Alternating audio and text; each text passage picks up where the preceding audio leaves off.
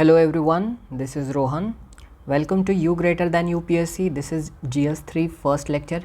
जैसे कि मैंने बताया था कि फ्री मेंटोरशिप प्रोग्राम में मैं पूरा GS का आपका सिलेबस कवर करूंगा। उसमें सारे GS 1 2 3 4 हम कवर करेंगे। अगर आपने मेंटोरशिप का लेक्चर नहीं देखा है तो उसका लिंक आपको डिस्क्रिप्शन में मिलेगा। वो मेन लेक्चर है, वो हम कैसे प्रोसीड करने वाले हैं, मेरे एक्चुअली प्लान्स क्या है, कैसे मैं सिलेबस कवर कराऊँगा, वो सब उस लेक्चर में आपको मिल जाएगा। तो ये GS3 को से हम स्टार्ट करने वाले हैं। पूरा जुलाई का महीना हम सिर्फ GS3 को कवर करेंगे, फिर अगस्त में हम GS2 को कवर करेंगे, सितंबर में हम GS4 को कवर करेंगे जो कि एथिक्स, इंटीग्रिटी एंड एप्टीट्यूड है और केस स्टडीज़ है उसमें। एंड अक्टूबर में हम GS1 को, सबसे जो स्टैटिक पार्ट है उसको लास्ट में कवर करेंगे। यही एक्चुअल में सीक्वेंस होता है।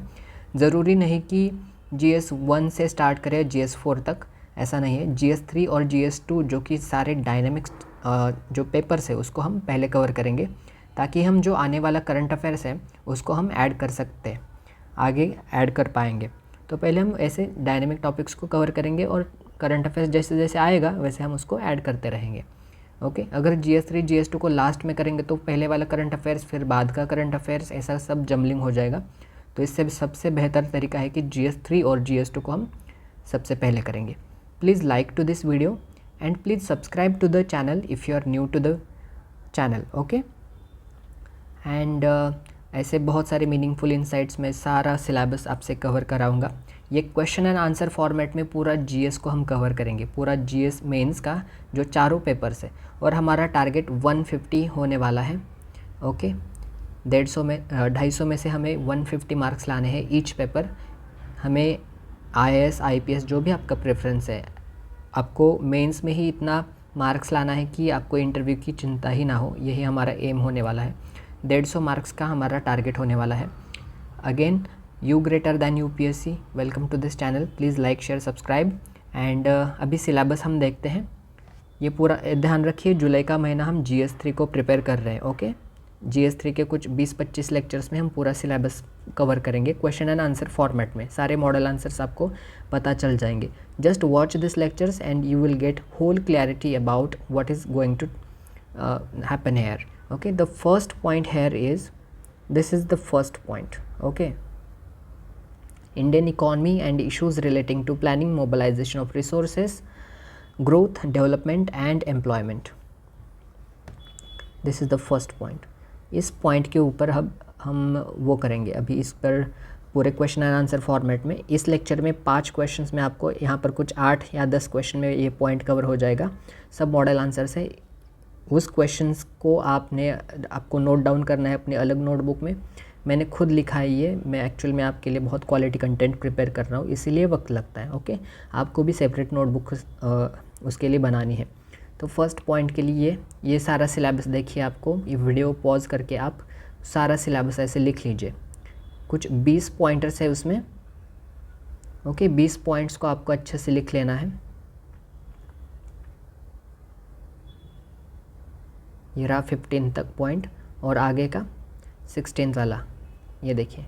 ऐसे 20 पॉइंट से आपको अच्छे से लिख लेना है। वीडियो पॉज करके आपको ये सारे नोट्स बनाने हैं।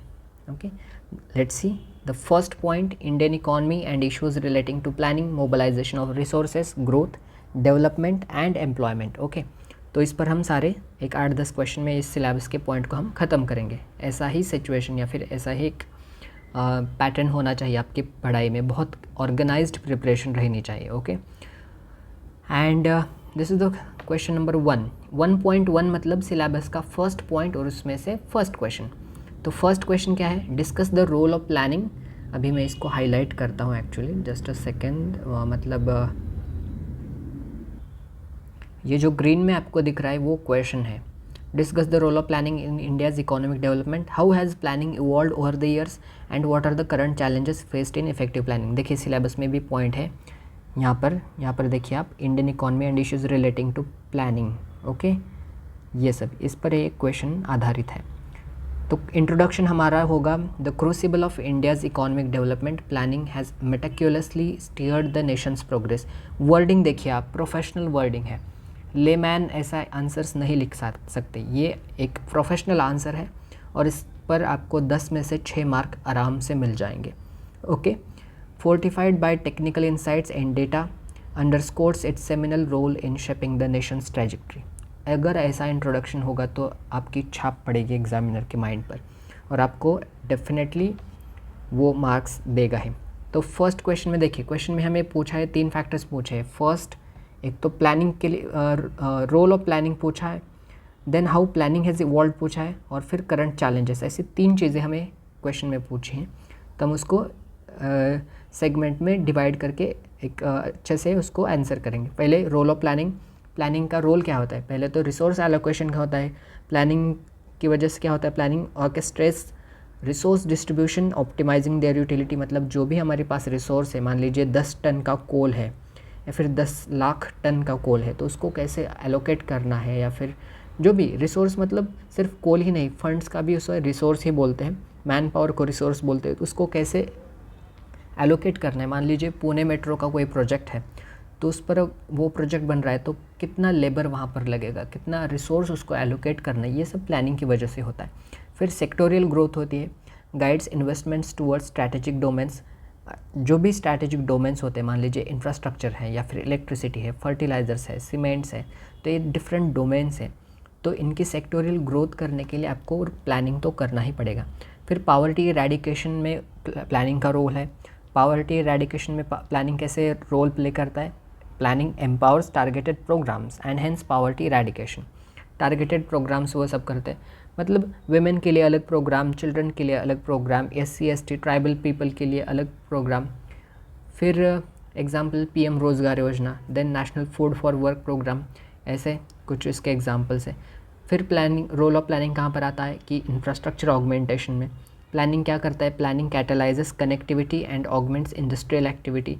जो भी इंडस्ट्रियल एक्टिविटी है उसको ऑगमेंट करने के लिए बहुत ज़्यादा इंपॉर्टेंट है रोल ऑफ प्लानिंग का।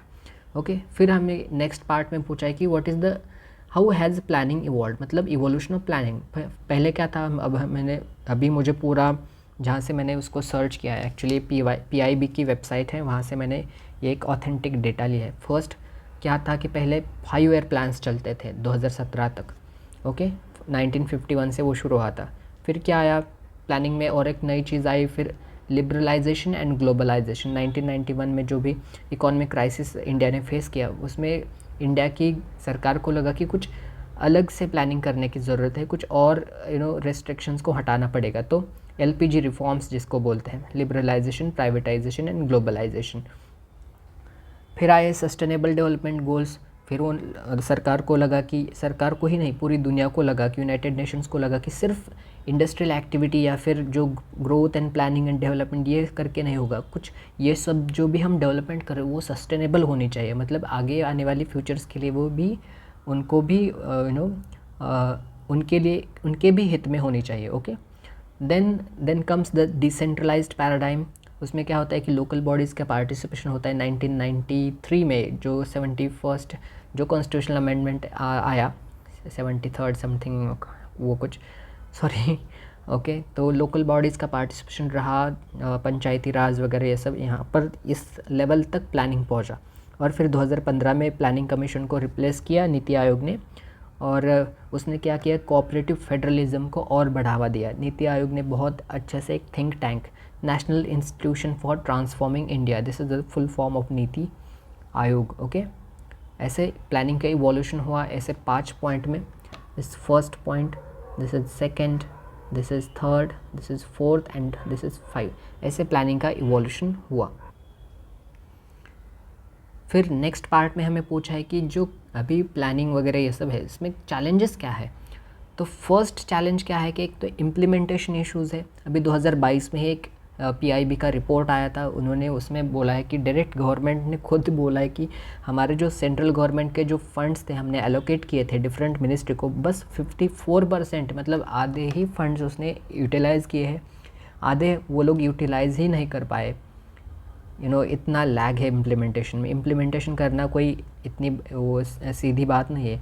Implementation as a agency, public policy को इम्प्लीमेंट करने वाली एजेंसी, मतलब IAS IPS ये ब्यूरोक्रेट्स ही होते हैं, और वो भी उनकी इच्छा होते हुए भी वो लोग इतना नहीं कर पाते, क्योंकि पॉलिटिकल प्रेशर्स, पॉलिटिकल कॉम्प्लेक्सिटीज़, ऐसा सब कुछ होता है।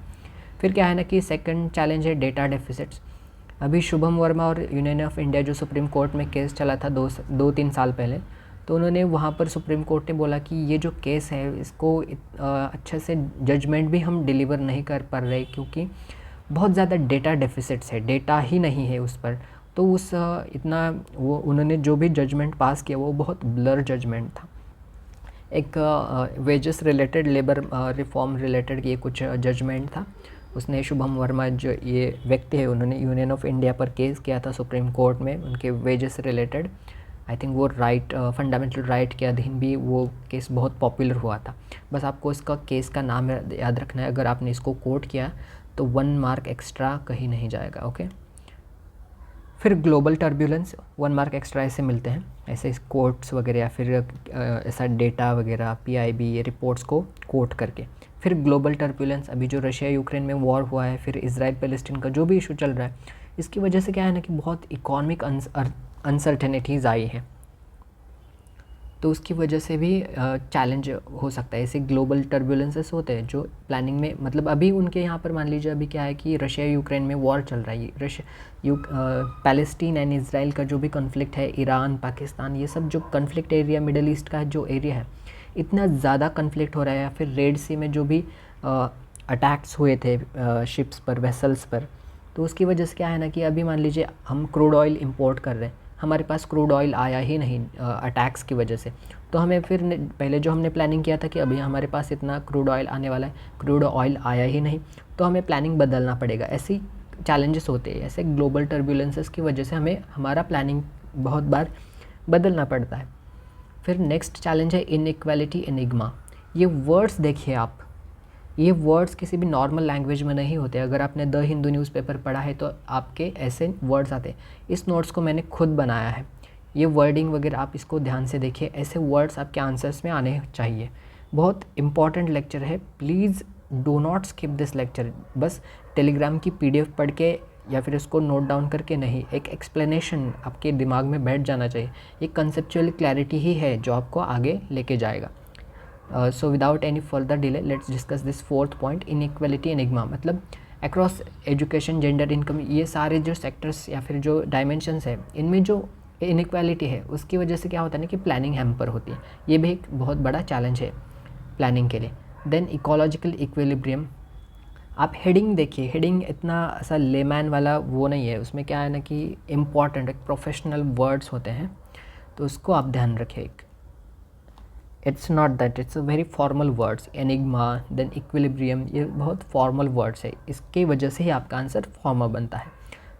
फिर इकोलॉजिकल इक्विलिब्रियम में क्या है कि अभी जो आज का वर्ड है ना, in today's world, eco balance is significant aspect which may turn of planning's excitement. जो भी प्लानिंग कर रहे हैं लोग वो सब, तो अभी क्या है ना कि बस प्लानिंग ही नहीं, बहुत सारे लोग उसको अपोज भी करते हैं। तो अभी ग्रेट निकोबार प्रोजेक्ट में वो पोर्ट्स या फिर जो भी टेक्नोलॉजी का डेवलपमेंट्स वहाँ पर चला, तो बहुत सारे लोगों ने वहाँ के उसको अपोज़ किया कि नहीं, इकोलॉजिकल सस्टेनेबिलिटी इम्पॉर्टेंट है, टेक्नोलॉजिकल डेवलपमेंट्स या फिर इंडस्ट्रियल एक्टिविटी या फिर जो भी कंट्री का ग्रोथ है उससे ज़्यादा इकोलॉजी का, वहाँ का उनका इक्विलिब्रियम वो इम्पॉर्टेंट है। तो ऐसे वजह से ये भी चैलेंज है। देन मुंबई मेट्रो का प्रोजेक्ट, आर्य प्रकल्प वगैरह, इसको जो बोला जाता है, उसकी लिंकेज है उसके साथ, तो उसकी वजह से बहुत ज़्यादा प्लानिंग या फिर उसके करंट को चैलेंजेस फेस किए जाते हैं। अभी इस क्वेश्चन का कंक्लूजन देखिए आप, हमेशा क्या करिए, आपको एक चीज़ बताता हूँ, हमेशा कंक्लूजन ऐसा कभी मत लिखिए, मुझे वो बाद में समझ आया थोड़ा। इसमें हमेशा ये वर्ड लिखिए, वे अहेड। कंक्लूजन मतलब क्या है ना कि बहुत डायरेक्ट चीज़ होती है। वे अहेड मतलब आप एक सजेस्ट कर रहे हैं, एक माइल्ड चीज़ होती है। कंक्लूजन थोड़ा एक्सट्रीम हो जाता है। अभी इतने 70-80 एज के लोग जो पॉलिसी मेकर्स रह चुके हैं वो भी कैपेबल नहीं होते, वो भी इतना डिज़र्व नहीं करते कि वो कंक्लूजन वर्ड लिखें। हम तो 20-22 साल के 25 साल के हम स्टूडेंट्स, हम डायरेक्टली ऐसे कंक्लूजन नहीं दे सकते। इसलिए अच्छा है, बेहतर है, एक माइल्ड होता है, एक बैलेंस्ड अप्रोच होता है कि आप वे अहेड ये वर्ड यूज़ करें। देन इसका देखिए वे अहेड है, anchored in data driven prudence and an unwavering commitment to implementation, India's odyssey through planning unfurls a canvas embellished with vibrant growth, equitable development। बहुत ज़्यादा formal language है, थोड़ा याद रखने में थोड़ा कठिन है, लेकिन इसको आप रट्टा मार लीजिए, मैं डायरेक्ट बोल रहा हूँ, रट्टा मार लीजिए। हमें एग्ज़ाम क्रैक करनी है किसी भी हालत में।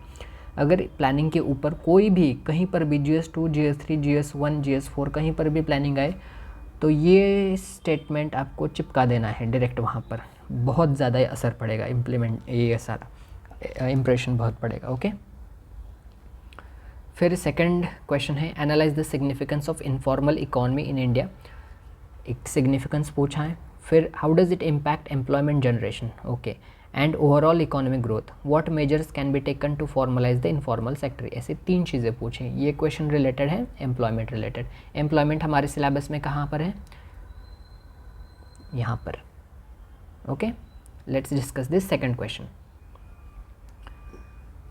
अभी हमको तीन चीज़ें पूछे। कभी भी इंट्रोडक्शन में ऐसे मत लिखे कि इंट्रो करके और फिर ऐसे हेडिंग करके, नहीं, ऐसा वहाँ पर एकदम फॉर्मली नहीं लिखना है। इंट्रो बस एक विदाउट ए इंट्रो वर्ड लिखे हुए आपको बस 4-5 लाइन में उसको इंट्रोडक्शन देना है कि अभी हम एम्प्लॉयमेंट के ऊपर कर रहे हैं और इनफॉर्मल इकॉनमी के ऊपर एक्चुअली में ये क्वेश्चन है। The intricate tapestry of India's economy is woven with threads of informal sector. It is 37% of India's GDP। ये देखिए हमने डेटा ऐड किया उसमें। ये एक इंट्रोडक्शन को एक अच्छे स्टार्ट दे देता है। फिर क्वेश्चन में पूछा है कि सिग्निफिकेंस ऑफ इनफॉर्मल इकॉनमी क्या है, इस इनफॉर्मल इकॉनमी का एक्चुअली महत्व क्या है। तो एक सब्सिस्टेंस लाइवलीहुड प्रोवाइड करता है बहुत सारे सेल्फ एम्प्लॉयड लोगों को, या फिर जो भी लोग हैं अनरेगुलेटेड एक्टिविटीज़ में, तो उनको एक सब्सिस्टेंस मतलब उदर निर्वाह ऐसे मराठी में बोला जाता है उसको। पता नहीं कितने मराठी लोग यहाँ पर रिलेट कर पा रहे हैं। फिर एम्प्लॉयमेंट इलास्टिसिटी प्रोवाइड करता है। मतलब क्या है कि अगर सरप्लस लेबर है, मान लीजिए कुछ सरप्लस लेबर है, उनको एम्प्लॉयमेंट ही नहीं है, तो ये इनफॉर्मल वाला सेक्टर उसको एब्जॉर्ब कर लेता है। जैसे कि एंड मोस्ट ऑफ द कहाँ पर जाता है कि एग्रीकल्चर कंस्ट्रक्शन में। अभी मान लीजिए एक कंस्ट्रक्शन का साइट चल रहा था, कुछ 50 मंजिला बिल्डिंग में उनका वो काम ख़त्म हो गया, 6 महीने में उन्होंने कंस्ट्रक्शन कंप्लीट कर दिया। तो वहाँ का जो लेबर है फिर आगे क्या करेगा, अभी उनके पास एम्प्लॉयमेंट नहीं है तो वो लोग एग्रीकल्चर में शिफ्ट हो जाएंगे। या फिर एग्रीकल्चर के लोग अभी क्रॉपिंग सीज़न ख़त्म हो गया तो अभी 3 महीने बैठ के क्या करें, इसलिए कंस्ट्रक्शन में घुस जाते हैं। इसे बोला जाता है एम्प्लॉयमेंट इलास्टिसिटी। ये इनफॉर्मल इकॉनमी का बहुत एक इम्पॉर्टेंट एस्पेक्ट है। Then what is entrepreneurship incubator. ये इनफॉर्मल इकॉनमी का एक और सिग्निफिकेंस है कि जो ये this sector fosters grass roots innovation with low entry barriers. ये इनफॉर्मल इकॉनमी में जो भी लोग काम करते हैं इनको एक एंटरप्रेन्योरशिप इनक्यूबेटर ऐसा एक इसका इम्पॉर्टेंट एस्पेक्ट है। Then next is rural urban nexus. ये वर्डिंग देखिए आप, फॉर्मल वर्डिंग है, ऐसी वर्डिंग से ही आंसर्स प्रोफेशनल बनते हैं और ज़्यादा मार्क्स आते हैं। यही चीज़ होती है कि मेंस में जो लोग नहीं निकलता, जिनका लोगों का मेंस, वो ऐसे फॉर्मल वर्ड्स नहीं होते, बस नॉर्मल लेमैन 10वीं 12वीं की कक्षा में जो भी चिल्ड्रंस होते हैं उनके जैसे वो आंसर्स लिख आते हैं। लेकिन नहीं, ये सिविल सर्वेंट्स वाला थिंग है, यहाँ पर कुछ प्रोफेशनल वर्डिंग होनी चाहिए। तो इसमें इनफॉर्मल इकोनॉमिक सिग्निफिकेंस है जो कि रूरल और अर्बन के लोगों को एक कनेक्ट करता है। Offers rural labour access to urban labor markets contributing to migration and remittances. This is also formal word, इसको आपको obviously mention करना है तो आंसर अच्छा बनता है। ये थोड़ा लेक्चर ध्यान से देखिए, मैं बहुत सारी चीज़ें बता रहा हूँ कि एक्चुअली में एक मॉडल आंसर क्या होता है। एक से इंट्रोडक्शन 3-4 लाइन में अच्छा सा उसमें डेटा कर सकते हैं, कोट कर सकते हैं, फिर किसी कमेटी का रिपोर्ट या फिर कुछ इंडेक्स या फिर एक ग्लोबल रैंकिंग वाला चीज़ आप कोट कर सकते हैं। जैसे कंक्लूजन में वे अहेड हमको बोलना है, 3-4 लाइन में एक ऑप्टिमिस्टिक कंक्लूजन होना चाहिए, वे एक पॉजिटिव लुकिंग या फिर फ्यूचर को ध्यान में रखते हुए, एंड एक्सट्रीम नहीं होना है। और मेन बॉडी में सिर्फ exactly what is being asked, ज़्यादा कुछ इधर उधर का नहीं, हमारे पास उतना टाइम भी नहीं होता। ओके, फिर हमें नेक्स्ट पूछा है कि ओवरऑल क्या है, इम्पैक्ट पूछा है, इम्पैक्ट ऑन एम्प्लॉयमेंट जनरेशन। किसका इम्पैक्ट, इनफॉर्मल इकॉनमी का। मेन तो यही है, इस पर हमें एक्चुअल में क्वेश्चन पूछा है। ओके, तो इसका इम्पैक्ट क्या है एम्प्लॉयमेंट जनरेशन पर, इनफॉर्मल इकॉनमी का। First is workforce penetration. देखिए हमने इंटरनेशनल लेबर ऑर्गेनाइजेशन को इसको कोट किया है मैंने, ताकि आंसर को और अच्छा बनाया जा सके। ILO approximates that around 90% of India's workforce is employed employed in informal sector. Okay, तो ऐसे वर्कफोर्स पेनिट्रेशन का इसका ये पॉइंट इसमें आ जाएगा। Then second point is GDP contribution. ये इनफॉर्मल इकॉनमी कितना जीडीपी कंट्रीब्यूट करता है, 37% ऑफ इंडिया जीडीपी है। ये किसने बोला, national commission for enterprises in unorganised sector, that is NCEUS, इसने बोला है। ये कोट करना इंपॉर्टेंट होता है, इसी से तो एक बैलेंस्ड या फिर बैक्ड अप्रोच सपोर्ट करता है ना इस आर्गूमेंट के ये body. Then untapped potential, McKinsey suggest that this informal economy can grow by 40% with structural reforms. तो ये मैकेंजी इन्होंने बोला है, या फिर ये जो कंपनी या फिर इंसान है, तो इन्होंने बोला है कि ये जो इनफॉर्मल इकॉनमी है इसको ग्रो किया जा सकता है और 40% से भी ज़्यादा with structural reforms. Okay, then vulnerable groups, इस पर इम्पैक्ट है इस इनफॉर्मल इकॉनमी का। Employment avenues enhancing their social inclusion and economic wellbeing. ऐसे ये वेलबींग, एवेन्यूज़, इंक्लूजन, ये फॉर्मल वर्ड्स है, इसको ध्यान में रखिए। स्ट्रक्चरल रिफॉर्म्स, ऐसे थिंग्स। ओके, फिर measures for formalisation of informal sector. अभी कैसे इसको फॉर्मलाइज किया जा सकता है, पहले स्किल डेवलपमेंट कीजिए। अभी हमको फॉर्मलाइज तो करना पड़ेगा, क्योंकि कितना 90% जो इंडिया का जो सेक्टर है वो इनफॉर्मल है, तो वो कैलकुलेट नहीं होता है जो कंट्री की जीडीपी में है, तो इसको हमें फॉर्मलाइज़ करना पड़ेगा। वो हम कैसे करेंगे, पहले हमें स्किल को एनहांस करना पड़ेगा। वो कैसे कर रहा है गवर्नमेंट, दीनदयाल उपाध्याय ग्रामीण कौशल योजना एक स्कीम का नाम है। फिर PM स्वनिधि, मतलब street vendor Atmanirbhar Nidhi scheme. इसको ऐसे स्कीम्स के नाम आपको कोट करना है, तभी जाके एक मार्क्स एक्स्ट्रा आता है ऐसी चीज़ों पर। फिर फाइनेंशियल इंक्लूजन कर सकते हैं, जैसे कि PM जन धन योजना एक बहुत बड़ी स्कीम थी, इतने सारे बैंक अकाउंट्स उन्होंने ओपन किए। ये एक फाइनेंशियल इंक्लूजन एक तरीका हो सकता है इनफॉर्मल सेक्टर को फॉर्मल बनाने के लिए। फिर रेगुलेटरी स्ट्रीमलाइनिंग हमें करनी पड़ेगी। वो कैसे करेंगे, एक सिंपल लाइसेंसिंग प्रोसीजर, जो भी कंप्लायंसेस के और टैक्सेशन के नॉर्म्स होते हैं उनको सिंप्लीफाई करके। ओके, फिर टेक्नोलॉजिकल इंटीग्रेशन किया जा सकता है, जैसे कि डिजिटल प्लेटफॉर्म्स कैसे किया जा सकता है, डिजिटल इंडिया मिशन, इसको हम कोट कर सकते हैं। तो हर एक ऐसे पॉइंट में जहाँ पर भी आपको लगता है कि वहाँ पर आपको कोट करना है डायरेक्टली कुछ स्कीम्स के नाम, इंडेक्स वगैरह, ये सब वैल्यू एडिशन की चीज़ें होते हैं। मैं पर्सनली बोलता हूँ, मैं इनको मसाला बोलता हूँ। जो एग्जामिनर को मसाला पसंद आता है और जो आपके आंसर्स है उसको स्पाइसी बनाता है और उसका वो वैल्यू बढ़ता है। फिर देखिए फिनिश और कंक्लूजन क्या है। कंक्लूजन अभी यहाँ पर मैंने जैसे बताया कि आपको वे अहेड या फिर वे फॉरवर्ड, ये चीज़ आपको लिख लेनी है वहाँ पर। कंक्लूजन कभी मत लिखिए। मैंने जानबूझकर यहाँ पर कंक्लूजन पहले लिखा था कि मैं इसको वो रफ़ करके उसको इरेज करके आगे आपको ये बता दूँ, मतलब आपको अच्छे से दिमाग में बैठ जाएगा। ओके, इसका कंक्लूजन देखिए, बहुत छोटा, पॉजिटिव, ऑप्टिमिस्टिक, 4 लाइन में, बहुत एक फॉर्मल लैंग्वेज में। India's journey through the avenues of informal sector formalisation resonates with economic growth, social empowerment and holistic socio economic upliftment. ये कंक्लूजन बहुत अच्छा कंक्लूजन है। एक 1/2 मार्क तो आपको ये कंक्लूजन ही दे देगा ऐसी फॉर्मल लैंग्वेज के थ्रू। फिर थर्ड क्वेश्चन है, this is third question. Okay, second question ये था। ये third question, India has experienced both positive and negative effects of globalisation on its economy. Examine the factors that have contributed to these impacts and discuss steps taken to maximize the benefits while minimizing challenges. पहले तो उन्होंने बोला कि positive negative दोनों impact है globalisation के India की economy पर, तो अभी उसको डिस्कस कीजिए जो भी फैक्टर्स रहे हैं इसके, और फिर स्टेप्स बताइए कि कैसे उसको उसके बेनिफिट्स को मैक्सिमाइज़ किया जा सकता है और चैलेंजेस को मिनिमाइज़ किया जा सकता है। तो फर्स्ट आंसर ये ऐसा आपको लिखना है। डायरेक्ट आपको ऐसे कभी मत कीजिए, डायरेक्ट वो ख़त्म हो गया सिर्फ एक एरो देके, ऐसा नहीं, वहाँ पर आंसर ऐसे लिख लेना है। एक थोड़ा फॉर्मल चीज़ होता है। ओके, फॉर्मल होना बहुत इम्पॉर्टेंट है, फॉर्मल होना बहुत इम्पॉर्टेंट है। तो ऐसा ये आपको करना है, आंसर और थोड़ा एरो लगा के, तो अच्छा लगता है ये।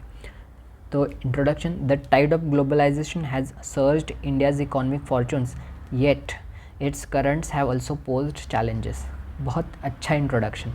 फिर क्या बोला है, factors contributing to positive impacts. पहले पॉजिटिव इम्पैक्ट्स देखेंगे, फिर नेगेटिव इम्पैक्ट्स देखेंगे। तो पॉजिटिव इम्पैक्ट्स क्या रहे ग्लोबलाइजेशन के इंडिया की इकॉनमी पर? एक तो ट्रेड लिबरलाइजेशन हुआ 1991 और 92 में, जो भी लिबरलाइजेशन एलपीजी रिफॉर्म्स आए उसने क्या किया, एक्सपोर्ट्स को बढ़ाया। पहले 1991 में 18 बिलियन डॉलर का एक्सपोर्ट्स हम करते थे, वो बढ़कर अभी 2022 में कितना हुआ, 322 बिलियन डॉलर। तो ऐसे उसका पॉजिटिव इम्पैक्ट रहा इकॉनमी पर। फिर एफडीआई, फॉरेन डायरेक्ट इन्वेस्टमेंट, पहले क्या था 1991 जो रिफॉर्म्स आए, पहले 1991 में 129, इसको ठीक करिए, 129 मिलियन डॉलर, सॉरी ये थोड़ा वो ब्लर हो गया, वो बढ़ के कितना हुआ 2019-20 में 75 बिलियन डॉलर। इतना एफडीआई का एक्सपोर्ट्स की वजह से, ग्लोबलाइजेशन की वजह से ये हुआ।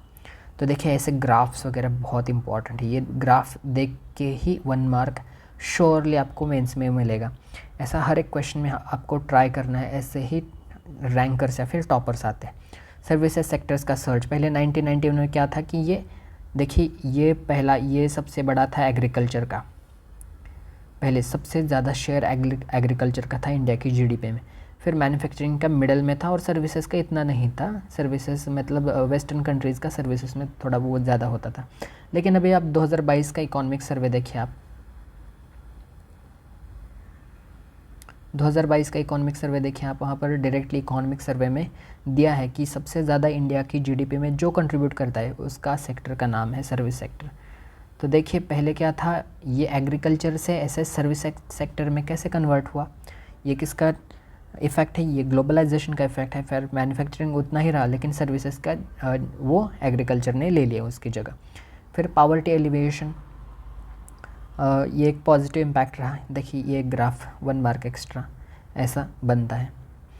उसने क्या किया, वर्ल्ड बैंक्स असेसमेंट, उन्होंने अंडरस्कोर किया है कि ग्लोबलाइजेशन का जो रोल रहा पावर्टी रिडक्शन में, ओके 1993 में ये 45% था पावर्टी, और 2011 में सॉरी मैं थोड़ा मराठी बैकग्राउंड का हूँ, थोड़ा समझ लीजिए, ओके।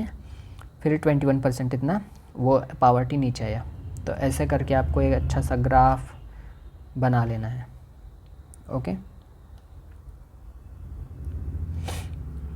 फिर factors contributing to negative impacts, या भी नेगेटिव इम्पैक्ट्स ग्लोबलाइजेशन के, यहाँ पर क्या किया, इनकम डिस्पैरिटी एम्प्लीफिकेशन हुआ है।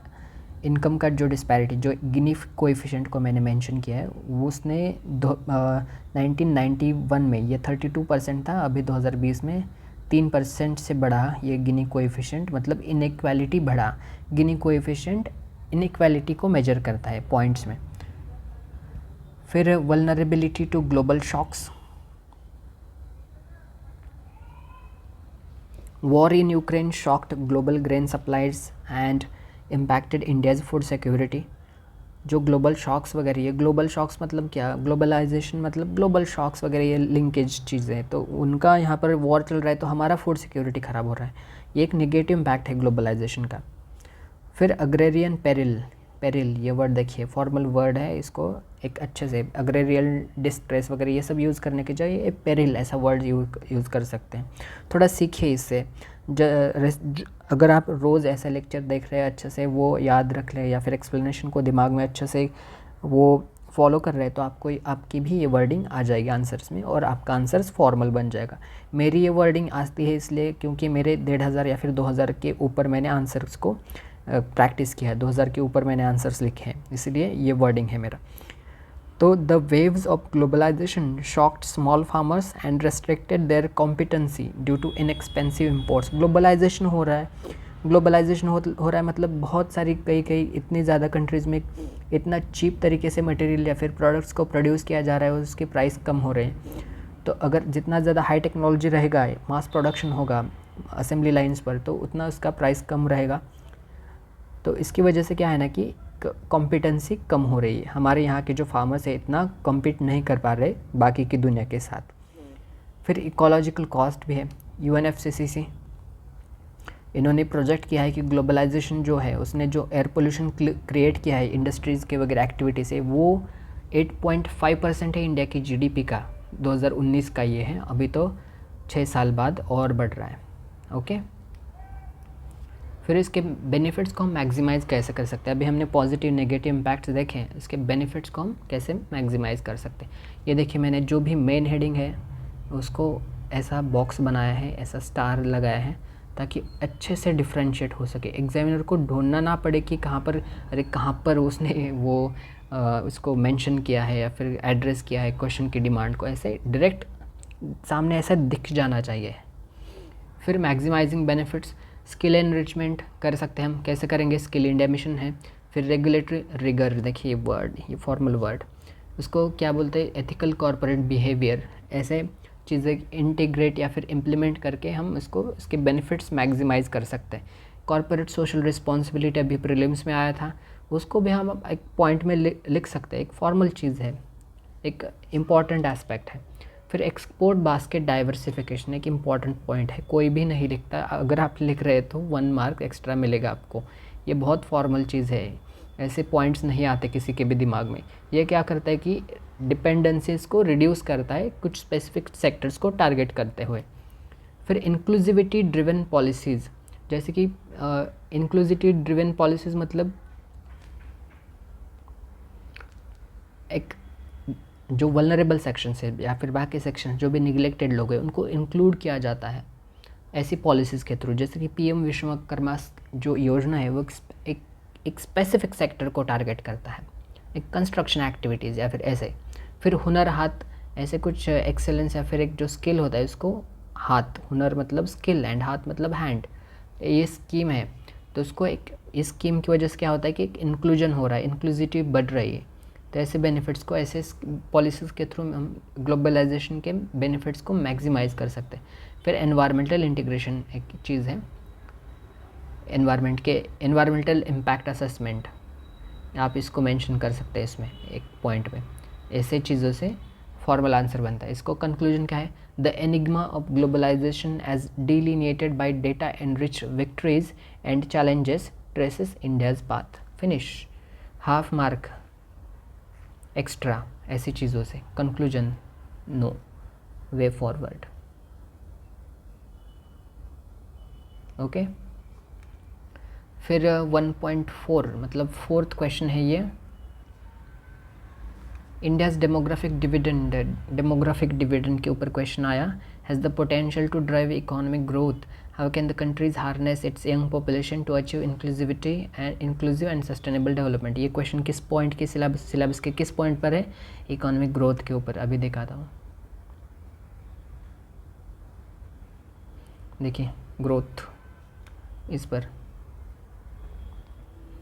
ये ग्रोथ वाला इस सिलेबस के पॉइंट के ऊपर ही है।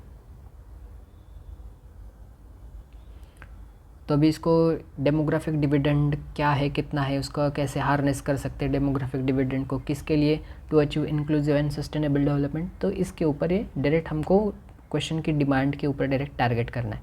तो पहले introduction, according to world population prospects, देखिए डायरेक्ट मैंने कि वर्ल्ड बैंक का जो वर्ल्ड पॉपुलेशन प्रॉस्पेक्ट जो रिपोर्ट आता है उसको मैंने कोट किया, मुझे यहाँ पर ही 1 मार्क एक्स्ट्रा मिल रहा है, इतना अच्छा मैंने वो किया। और मैंने डेटा भी बताया कि उन्होंने जो बोला है कि more than 50% of its population below age of 25, ये इंडियाज़ डेमोग्राफिक डिविडेंड का एक डेटा है। फिर ways to harness young population, जैसे क्वेश्चन में देखिए, how can the country harness its young population. देखिए डायरेक्ट मैंने इसको पॉइंट बना दिया, ways to harness young population, ऐसे। और कैसे, फिर पॉइंट वाइज फॉर्मेट में। अगर आपने पूरा ऐसे टाइप लिखा तो इतना ज़्यादा वो इम्पैक्ट नहीं क्रिएट करता, उसको ढूंढना पड़ता है।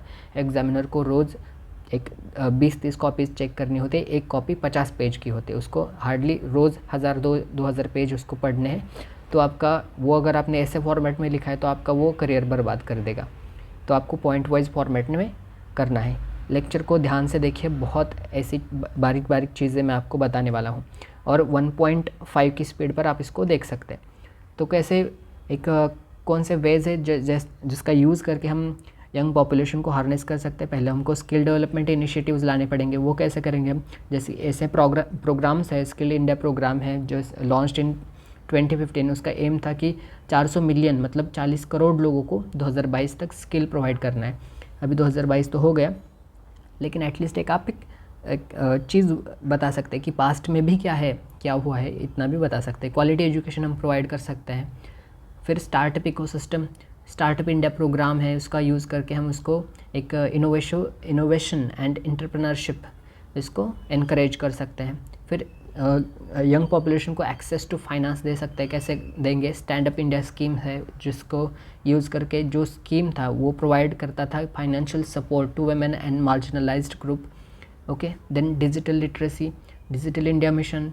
Digital literacy is critical in a tech driven world. जो आज का दुनिया है उसका जो पूरा टेक ड्रिवन वर्ल्ड है, तो उसमें डिजिटल लिटरेसी बहुत इंपॉर्टेंट है। अगर हम पॉपुलेशन या फिर जो यंग एज वाला ग्रुप है तो उनको अगर हम डिजिटली लिटरेट करें तो उसका हम बेनिफिट ले सकते हैं ऐसे डिजिटल वाली दुनिया में। फिर रिप्रोडक्टिव हेल्थ प्रोग्राम्स भी इम्पॉर्टेंट है, क्योंकि ऐसे ही पॉपुलेशन कैसे भी अनकंट्रोल्ड पॉपुलेशन ग्रोथ अच्छी नहीं है किसी भी कंट्री के इकोनॉमिक ग्रोथ या फिर सस्टेनेबल डेवलपमेंट के लिए। क्योंकि अभी एक रिपोर्ट मैंने पढ़ा था कि उस रिपोर्ट के हिसाब से बस 10 बिलियन की पॉपुलेशन ही अर्थ सस्टेन कर पाएगी। उससे ज़्यादा अगर पॉपुलेशन बढ़ी तो अर्थ का भी कैरिंग कैपेसिटी बहुत डिग्रेड होगा और सब कुछ तहस नहस हो जाएगा। ऐसा कुछ रिपोर्ट था, मैंने पढ़ा था न्यूज़पेपर में। तो रिप्रोडक्टिव हेल्थ प्रोग्राम्स जो like national family health survey, वो क्या करता है? लोगों को गाइड करता है टू कंट्रोल पॉपुलेशन। फिर मेंटल हेल्थ अवेयरनेस भी इम्पॉर्टेंट है कि बस सब हमारे पास जनता तो है अच्छी वाली 25 के एज वाली बिलो वाली जो हमारे एज का है, अगर और ऐसे मेंटल हेल्थ के प्रॉब्लम्स है तो उसका कोई फ़ायदा नहीं। तो मेंटल हेल्थ अवेयरनेस भी बहुत इंपॉर्टेंट है। फिर सोशल सेफ्टी नेट्स जैसे थ्रू पीएम जन धन योजना, देन आयुष्मान भारत, ये भी इम्पॉर्टेंट है ऐसी चीज़ों को यंग पॉपुलेशन को अच्छे से डेवलप करने के लिए।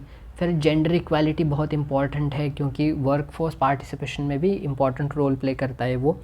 क्योंकि क्या होता है ना कि लड़कियों को, गर्ल्स को थोड़ा अपॉर्चुनिटी कम मिलता है, अभी भी कम मिलता है। इस चीज़ को एक्सेप्ट कर लेना चाहिए। ऐसा नहीं कि बहुत सारे लोगों के अलग अलग ओपिनियन आते हैं, नहीं नहीं अभी तो सब ठीक है, नहीं, अभी भी बहुत बहुत सारी ऐसे आप रूरल पॉकेट्स में जाकर देखिए, बहुत जगह पर क्या है कि गर्ल्स को इतना एक्सेस नहीं है एजुकेशन का या फिर हेल्थ का। तो जेंडर इक्वालिटी भी बहुत इंपॉर्टेंट है। तो यही सब चीज़ें थे कि इन सारी चीज़ें देखिए, मैंने 9 पॉइंट्स यहाँ पर आपको बताए हैं। 9 पॉइंट्स में से 4 या 5 जो भी आपको एग्ज़ाम्स में याद आए उसको आप डायरेक्टली वो कीजिए। लेकिन ऐसी चीज़ें हैं ना, ये पीएम जन धन योजना, आयुष्मान भारत, ये सब चीज़ें आपको लिख ही लेने हैं, बहुत important. Then the important conclusion, scheme such as startup India, skill India mission forms bedrock of harnessing demographic dividend. बस फिनिश, ये क्वेश्चन का एंड। यहाँ पर कंक्लूजन नहीं लिखना है, क्या लिखना है? Way forward. Okay,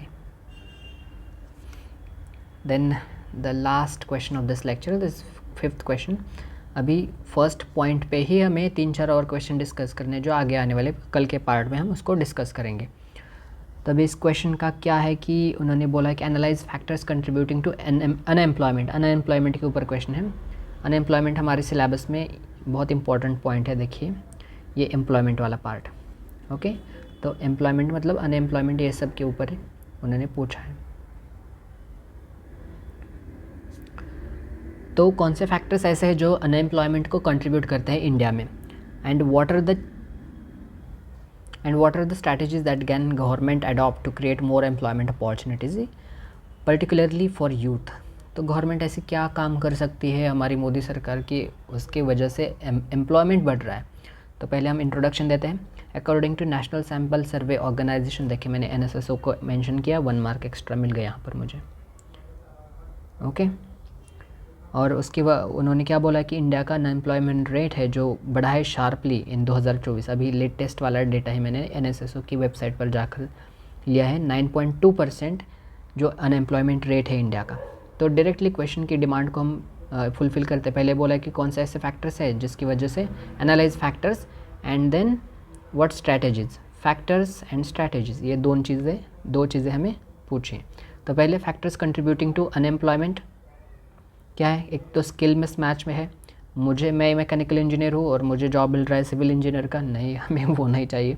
national employability report कहता है, देखिए रिपोर्ट को मैंने मेंशन किया, वो बोलता है कि ओनली 47% ऑफ इंडिया के जो ग्रेजुएट्स है are employable due to skill deficit, are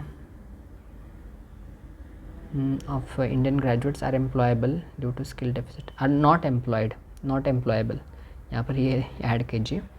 फिर population growth, it was 1.08% in 2022 resulting in expanding workforce. ये आपको छोटा लग रहा है, लेकिन जो हमारी पॉपुलेशन का साइज़ है उसके हिसाब से ये बहुत बड़ा नंबर है। बाकी जो डेवलप्ड कंट्रीज़ है उनका ऐसे इतना होता है पॉपुलेशन ग्रोथ, हमारा डायरेक्ट उसमें है। तो इसकी वजह से बहुत पॉपुलेशन का प्रेशर बढ़ रहा है, उसकी वजह से अनएम्प्लॉयमेंट क्रिएट हो रहा है। फिर स्ट्रक्चरल इश्यूज़ है, transitioning from agrarian to service oriented economies create frictional unemployment.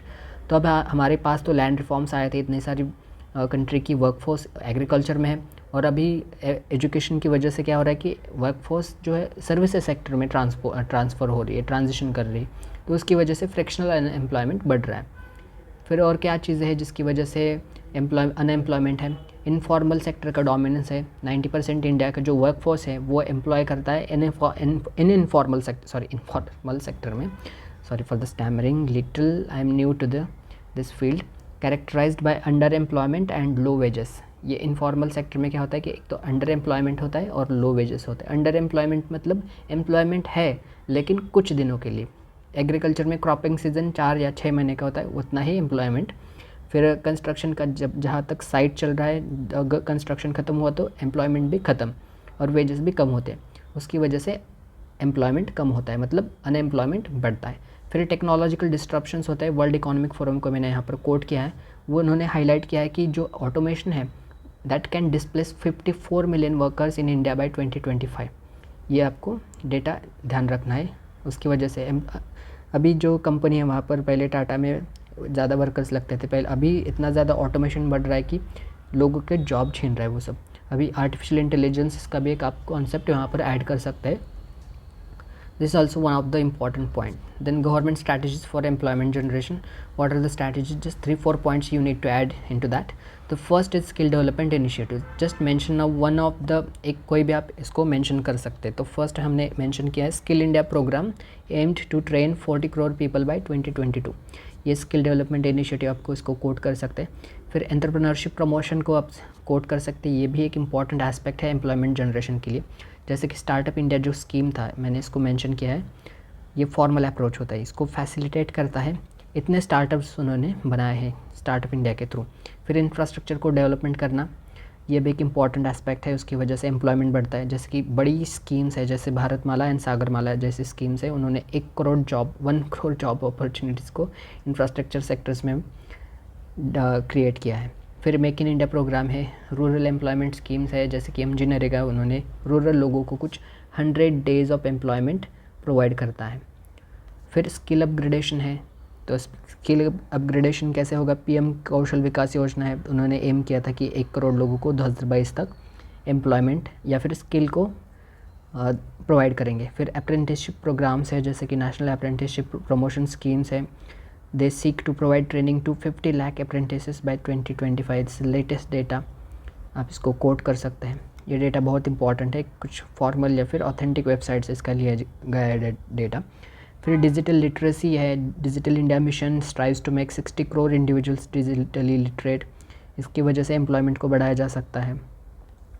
फिर स्पेशल इकोनॉमिक जोन्स हैं, ऐसे गुजरात में या फिर बॉम्बे में या फिर चेन्नई में जैसे स्पेशल इकोनॉमिक जोन्स बनाए हैं, उसकी वजह से क्या होता है कि एम्प्लॉयमेंट बढ़ती है। अभी का डेटा है कि 2024 में, मैंने अभी से लिया है इंडस्ट्री की वेबसाइट से, 5400 यूनिट्स को एक स्पेशल इकोनॉमिक जोन्स के रिलेटेड उन्हें एम्प्लॉयमेंट को बढ़ाए। Way forward initiative such as skill India mission, startup India nurtures innovation and creates employment avenues and targeted education is right step. मतलब अगर मुझे मान लीजिए आपको कंस्ट्रक्शन एक्टिविटी में आपको इंटरेस्ट है, तो आपको कंस्ट्रक्शन रिलेटेड एक्टिविटीज़ में ही आपका एजुकेशन बढ़ना होगा, तभी आप उसको जाकर एक अलग एक और इफ़िशिएंट तरीके से आप इसको